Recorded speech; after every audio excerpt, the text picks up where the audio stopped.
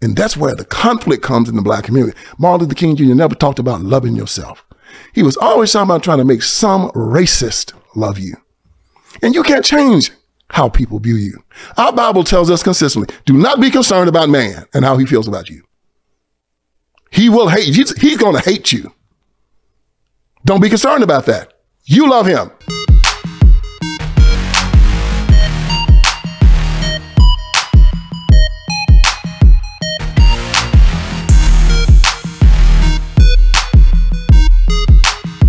Stand with it. You know, man, it's, again, that's why your dad reminds me a lot of my dad. He was one of those, he's rote-minded, hard scrabble, right and wrong, do his job. One of these men. And again, you know, we've feminized men. That's one of the things they want to do in this culture. So when did that start and why did it start? Civil rights movement, man. All those communists and Marxists got involved with all these counterculture people. The feminists, and they wanted power. And the way you get power is by feminizing men. LGBTQ comes in. We are a threat to them. John Wayne's a threat, man. Jesus Christ is a threat. The guys that stand up and say, no, it's this way, because they wanted to change everything. They hated J. Edgar Hoover, not because J. Edgar Hoover hated black people, please. They hated J. Edgar Hoover because J. Edgar Hoover hated communists. And he kicked all their asses. He took them all down. And when Hoover died, they had to destroy Hoover to make it seem like that the civil rights movement and all the crap they were doing with the Black Panthers and whatnot was successful. These people were horrible people. The Panthers were selling dope on the street. They were infighting and beating women. Huey Newton beat Bobby Seale with a bull whip. It was insanity going on there. They were just a mob. But they would take these people and they would elevate them and say that this is how you need to be because we need you as suicide bombers. The way Hamas has this martyrs wall, right? So that they can have these little children growing up wanting to kill themselves for Hamas. They're training us to be the exact same way. Marching, sweating, while they're setting up in Beverly Hills and in Manhattan, drinking their little, tequilas and whatnot. Black people out there doing all the marching, all the sweating, and getting the hell beat out of them and put in jail. We're their shock troops. We're their Hitler Youth. That's why they need us. And they're going to keep that going. So, but to feminize, so the idea is to make men feminism because you take them off the table as a threat. Sure. They're not a threat anymore whatsoever. And you and I are both old enough to remember the whole feminist movement with the bra burning and, oh boy, I don't need a man. We're equal to men. Marriage is like slavery. All of that. And that was a Marxist construct. So that wasn't about liberation? Oh, it was. I think that they sold it as that. It was about destroying the family. Absolutely. Because when you destroy the family, when you destroy the whole concept of family, the government has to come in and take over. And that's what it did. The black family got destroyed behind that. Now the white family's going down too. And America's in a death spiral. Man, they destroyed us from within. You remember what Abraham Lincoln said, right? He said, nobody can cross the Pacific Ocean and take America by force. We must live as free men or die by suicide. We'll have to destroy ourselves. How do you destroy America? You must take out God, drive it mad, and have us destroy one another. And that's exactly what's happening now. No foreign nation is destroying America. America is committing suicide in real time. Well, you and I, as we get older, sit here and watch it and say, oh my God, what can we do to stop this? So the civil rights movement, the official civil rights movement, was and is still described as a Christian movement. Yeah. Was it? No, anything but. It's been a lot of great scholarship done recently. Virgil Walker has done a lot of good scholarship. James MacArthur has done some good scholarship. And John MacArthur, they've looked at King's papers from Stanford. Come to find out that King wasn't even a Christian. He wasn't a Christian? No, they said he didn't believe in the deity of Christ, didn't believe in the virgin birth, didn't believe in the resurrection, didn't believe in hell. If you don't believe in those things, you can't be a Christian. No, that's true. So when you look at his monument inside of D.C., do you notice Reverend is not on it? No, I didn't know that. There's nothing about God on that monument. Nothing. This is not a mistake. This is a confession. They knew exactly who they were. And our Bible tells us that a tree is known, how do you know a false prophet? A tree is known by the fruit it bears. That's right.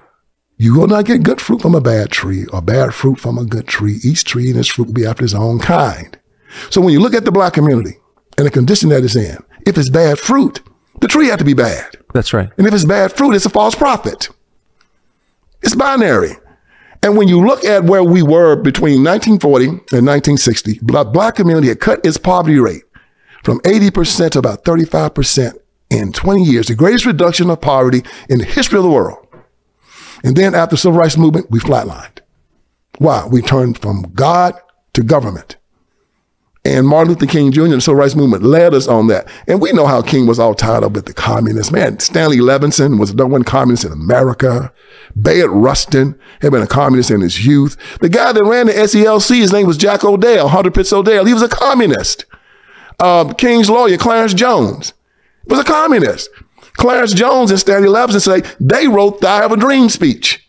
They were both communists. And when you look at the I Have a Dream speech, it's amazing when you dissect it and deconstruct it. Because when King says 5 times in that speech, the first thing he said was, 100 years after the Emancipation Proclamation, the Negro is still not free. That is a lie. I was born free. My freedom is a gift from God. It's an unalienable right. According to John Locke and his second treatise of government, it is irrevocable, non-transferable, and unsellable. Now, King says 5 times in that speech that we were not free. Then at the end, he has that great refrain that on some certain day we'll be free at last, free at last. Thank God Almighty we're free at last. Still telling us we're not free. And we make our children recite that speech every year on his birthday, saying that they're not free, that they come to government for their unalienable right to freedom. You don't ask government for your freedom. You defy government to come and try to take it from you. What did our founding fathers say when King George said, I'm your sovereign? No, you're not. I'm going to show you. And he said, I'm not just going to come in and kill you guys. I'm going to bring you back to Great Britain. I'm going to choke you till you're almost dead. Then I'm going to castrate you. Then I'm going to cut you open, let you see your guts before you die. And then after you're dead, I'm going to cut off your limbs and send them to the uttermost parts of the British Empire. And guess what the founding fathers said? Did the declaration and said, we pledge our lives, our fortunes, and our sacred honor. Put their names on it, sent it to him, and said, bring it. And whooped his ass. Free men. And then they walked around with their chest stuck out. Yeah, we did it. And King is wandering around. King would have asked King George. He said, well, boss, can we be free? No. Well, okay then. We'll just march until you decide to give it to us. The Father said, you don't give us our freedom. We earn it. It's ours. Come and try to take it. And this is the mindset that they've placed into America, Black America first, but now America. And look at the results of it. We're at the bottom of every socioeconomic statistic in America. And there's a revolution now happening here in America. They're turning against the Democratic Party. They're turning away from it because they're seeing that it's not working. Joe Biden walking around, the MAGA crowd, gonna put you in the back of the buses. The MAGA crowd gonna put you back in the cotton field. And black folks looking at him like, what? Hey, you didn't see him at Morehouse College? Yeah, just the other day. One of the funnest things I ever saw in my life. What did These are young black men, 21, 22 years old, right? He up there talking, they're going to put you in the back of the buses. They're going to make you your hamburgers in the back of the restaurant. And they're looking at him like, these young boys ain't concerned about no mess like that. They in Morehouse. It's a black college. They've already segregated themselves. They don't want to be around white people. At Morehouse. You missed your high school graduation. You started college just as George Floyd was murdered. And there was a reckoning on race. It's natural to wonder if democracy you hear about actually works for you. What is democracy? If black men are being killed in the street, what is democracy? The trail of broken promises still leave black communities behind. What is democracy? You have to be 10 times better than anyone else to get a fair shot. And most of all, what does it mean, as we've heard before, to be a black man who loves his country, even if it doesn't love him back in equal measure? You want to be around white folks that went to Harvard or Yale or something. You're at Morehouse, a black all-male college. And you're going to talk to those brothers. Nobody is putting them brothers at the back of the bus unless they want to go at the back of the bus. It's interesting that you just said they segregated themselves. Yes. They love black culture. It's not that they hate white people. And that's what people try to say, that if you love yourself, you hate somebody else. No, it's not true. I mean, good God, if a Jewish person goes to a Jewish school, don't mean he hates Gentiles. We have to understand that loving yourself is a virtue. Jesus said, love your neighbor as you love yourself. So the way you treat your neighbor is predicated on how you love yourself. So if I don't love myself and I want to inject drugs in my arm, I'll expect you to want to do the same. And I'll allow you to do that because I love you as I love myself. If I call myself the N-word, and of course I'm going to call you that because I'm loving you like I love myself. But he says first, love God with all your heart, your soul, and your mind. Then love your neighbor as you love yourself. Those are the two commandments. We leave the first one out. See, if you get the first one first, you got the second one first. We just tell people, love your neighbor as yourself. And so many people hate themselves. They also hate their neighbor. And that's where the conflict comes in the black community. Martin Luther King Jr. never talked about loving yourself. He was always talking about trying to make some racist love you. And you can't change how people view you. Our Bible tells us consistently, do not be concerned about man and how he feels about you. He will hate you. He's going to hate you. Don't be concerned about that. You love him. That doesn't give him license to put his hands on you. Christianity is not a religion of non-violence. It's a religion of non-aggression. That means if you don't touch me, I won't touch you. If you don't hurt my family, I won't touch you. But if you come and you try to do harm to me or mine, I'm going to whoop you behind in the name of Jesus. Get you off of me. I have to take care of my family. You know that if you let it be known that anybody can come up in your house and eat your food and rape your wife and your daughters, they're going to do it. There's no virtue in that. None. And that's what King preached. Allow these evil people to come into your home, beat your wife, rape your children, blow up your house. And that's why so many black men turn away from Christianity during that time. They say, I'm not going to do that. If that's Christianity, I'm not going to do it. But they were teaching a false Christianity, a plantation Christianity from the slave master. Jesus Christ went into the temple. When he found those guys money changing, what did he do? Made a whip, ran them out. Nobody's touched him until he said, my time has come. He was not a pinata. He didn't allow it. So I think your assessment of King is right. I mean, of course. The one thing about his life, though, that does make me pause is the speech that he gave the night before he was shot in April of '68. And it was a garbage strike, I think. Yes. Memphis. And in Memphis, and he was late because he was in bed with a couple of different women, and Ralph Abernathy finally bugged him until he showed up at the church, no notes, and gives this speech, which is not as well publicized as you think it would be, in which he basically predicts his death. And I've listened to it, and again, I'm not a fan of Martin Luther King, but that's the most unbelievable speech I've ever heard in my life. It is, but King did that all the time. But I guess my point is, it's hard to see that and not think like God is speaking through him. How can you predict your own death the night before? That's unbelievable. Don't you? Well, I mean, I think if you do it almost every day, sooner or later when you die. Is that true? Yeah, he always predicted it. He always said that this was going to happen to him. I don't know if he believed it or not. I do know this, that he had such a libertine lifestyle. Yes. He was more like Rasputin than he was Jesus Christ. He became an indispensable person in government for a very long time because they put so much behind him. I read this great book. I can't think of the name of it now. They talked about that the civil rights movement was more about the Cold War than it was about anything else. Because the Russians were using the propaganda of how they how America treated black people to have African nations and Asian nations come to communism. Yes, that's true. You're our comrades. You're our brothers. That's right. They had W.B. Du Bois come to China. Yes. He gave him all kind of awards and everything. Stalin had these guys. Malcolm X would go over there and talk. So they were using it as a propaganda piece, and they said, we have to take care of this. So King was their front man in this effort. They didn't know King was compromised by the communists until right before the March on Washington. And that's when Bobby Kennedy told, first Deke DeLoach told him, get these communists out. Number 2 guy at the FBI. Yeah, he wouldn't do it. Then Bobby Kennedy told him, man, you got to get these guys out. He wouldn't do it.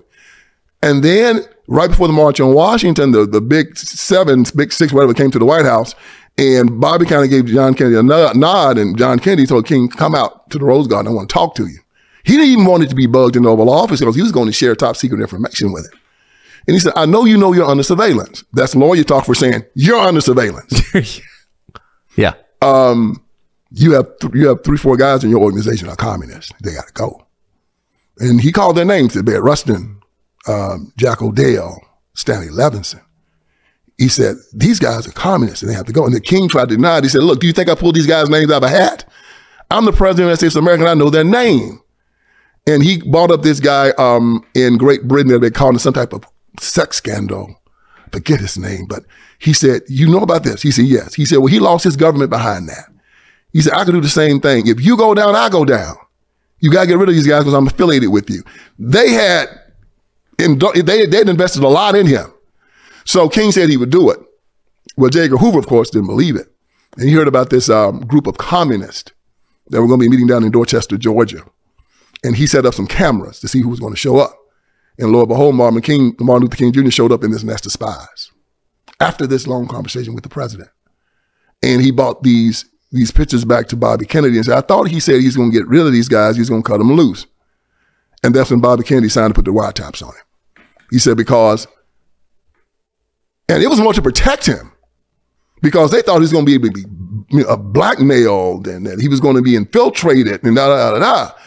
And so they watched him, and as you notice, none of this stuff really got out until, and it's funny how it got out. The night of the Joe Frazier Muhammad Ali fight, 1971, everybody's watching this fight, right? So this group of weirdo communists decided that they were going to burglarize an FBI office in Media, Pennsylvania. They burglarized the FBI office, and guess what they found? The COINTELPRO papers. Yes. Bought them out and gave them to the Washington Post, to the New York Times. And that's where all the stuff about King came out.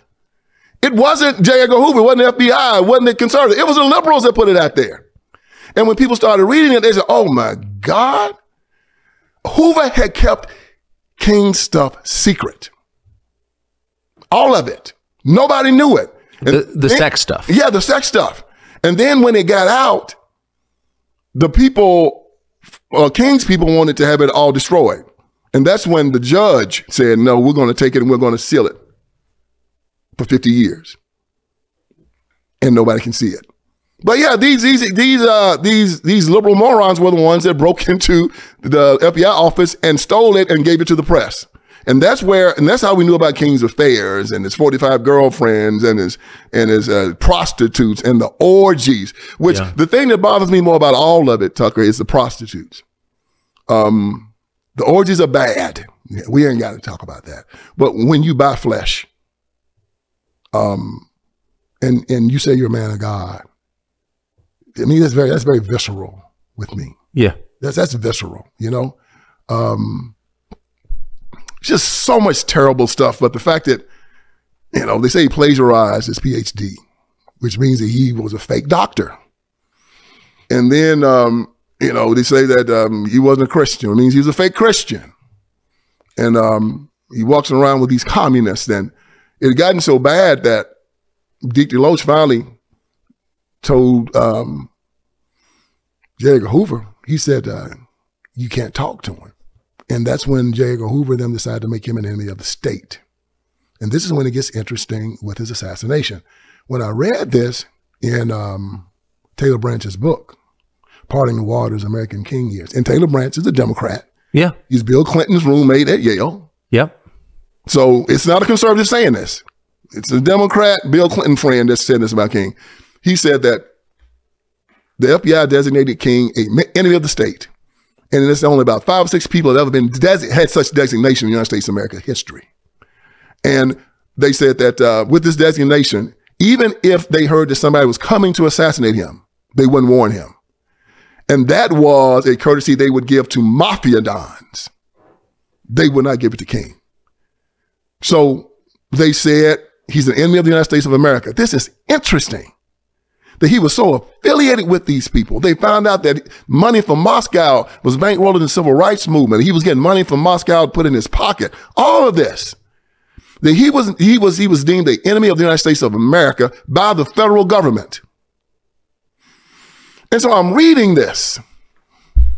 And, I'm reading this stuff about, right now, FBI and the government hated Martin Luther King Jr., hated the civil rights movement, But I read this story about this group called the Revolutionary Action Movement, RAM. Maxwell Stanford was running it.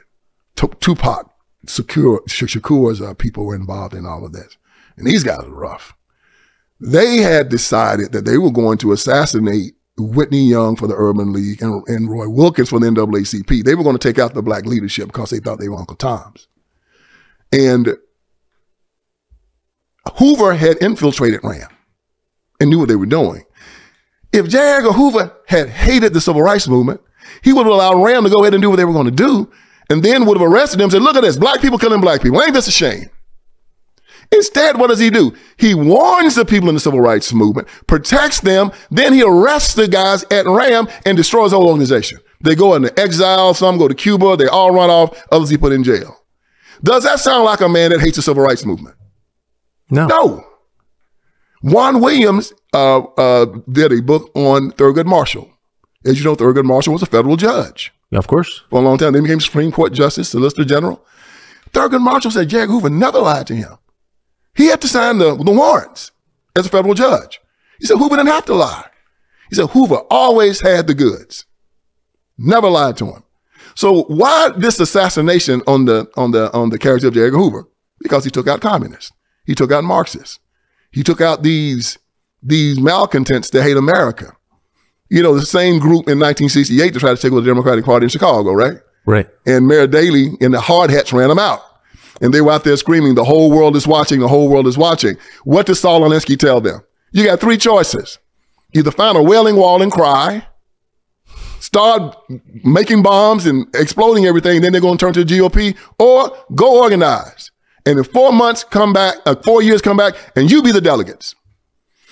They came back to Miami in 1972.